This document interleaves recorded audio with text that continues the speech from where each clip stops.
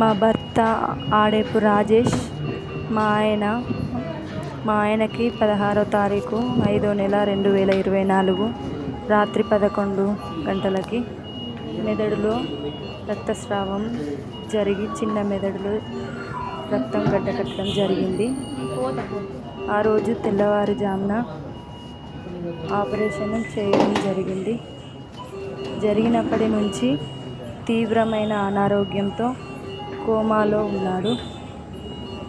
Coma నుంచి బయటకు రావడానికి 7 నుంచి 10 రోజుల వరకు సమయం అవసరం అని డాక్టర్ గారు చెప్పారు. అయితే మాది నిరుపేద కుటుంబం. మా ఆయన చేస్తే మా కుటుంబం అవసరాలు తీరుతాయి.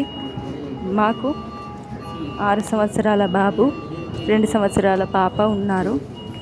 కాబట్టి మా దగ్గర ఉన్న డబ్బులు అప్పులు తీసుకురావడం జరిగింది. మా ఆయన బ్రతకడం కోసం మీ వంతు సహాయం కావాలని, మా కుటుంబాన్ని కాపాడాలని కోరుకుంటున్నాము. ఇట్లు అఖిల, అభిరామ్, వేదశ్రీ.